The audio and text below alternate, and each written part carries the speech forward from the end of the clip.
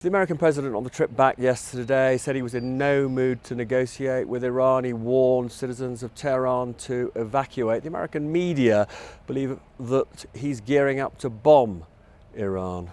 Well, I don't think that can be read into his comments, and we sat here last night for the best part of 2 hours with the president and put out a G7 statement very shortly afterwards, which was clear about the nuclear threat in relation to Iran, absolutely clear about Israel's right to self-defense, and also the need to de-escalate across the region, including in Gaza, which obviously is linked to the conflict. So I just want to pick you up. That statement really, I think, speaks for itself. Well, it does speak for itself, and you've just said it. Said two very material things. One, that Israel has a right to defend itself, and two, that Iran should not have a nuclear program. So I read that, I think most people read that as an endorsement of Israel's bombing.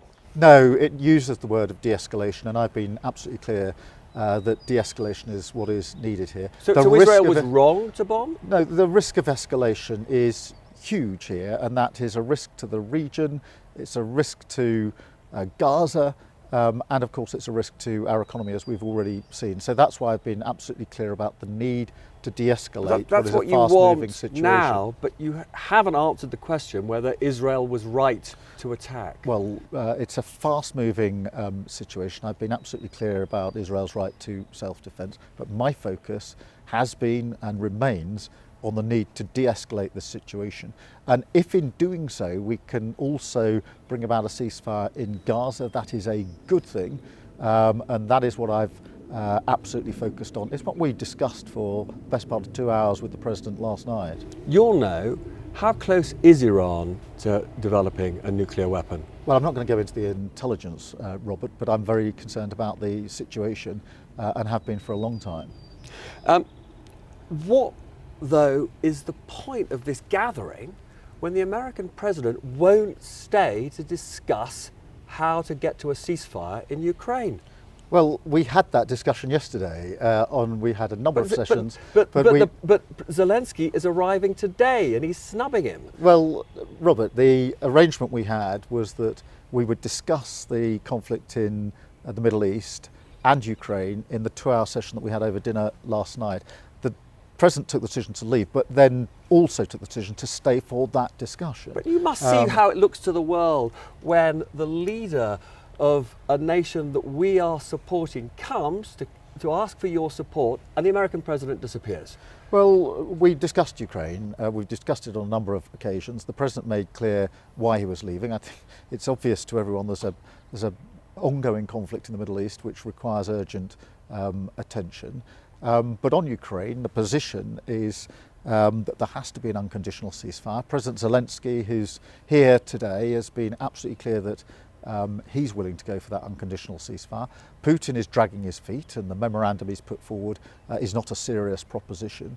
And we're all agreed that Putin needs to come forward for that unconditional ceasefire. And of course, there should be sanctions if he doesn't. And we're putting further sanctions in today as the United Kingdom. And just very briefly, on that issue, you don't believe that President Trump has disrespected the G7?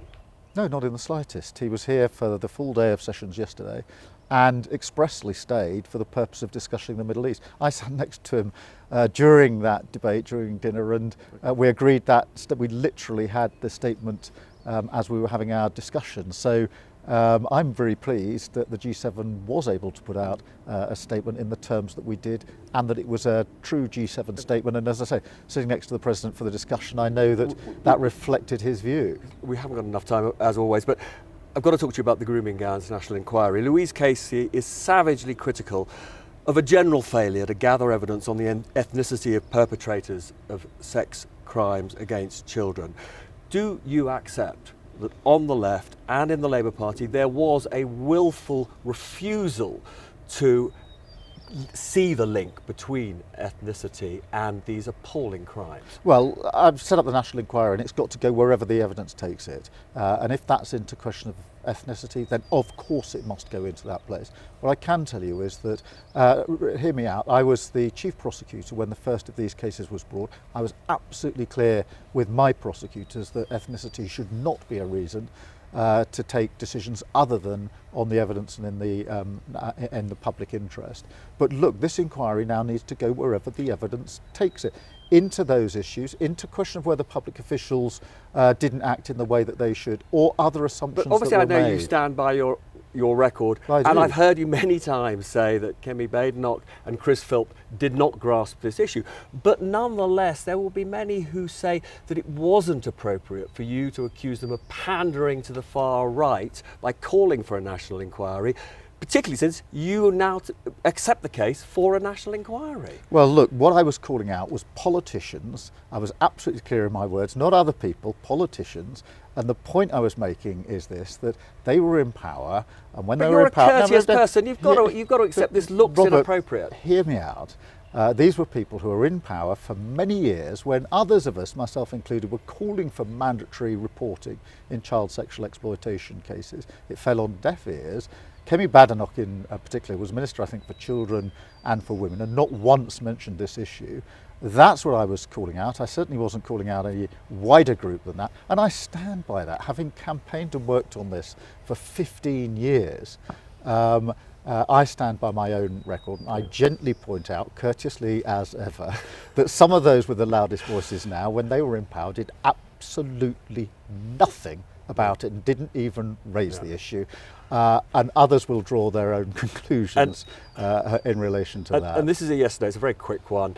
You've done a number of U-turns. Some say the first year has been chaotic. Did you do enough preparation in opposition for government? Well, look, in the first year, we've done 3 million extra NHS appointments. We've raised the minimum wage for the lowest of those that were paid in relation to the economy. We've got the returns. Do you for the deny first, the chaos? We've got the first quarter returns for this year, which is the fastest growth in the G7. We've had 4 interest rate cuts in a row. We had record amount of investment into the country. The first year was always going to be about clearing up the mess. I think as we now move forward with the spending review, we go into the phase of showing what a difference a Labour government makes in the investments now that we can make in the infrastructure that we need, the hospitals and the public services that we need, and therefore the hard graft, if you like, of clearing up the mess is now to be rewarded in the steps that we're taking to change our country for the better.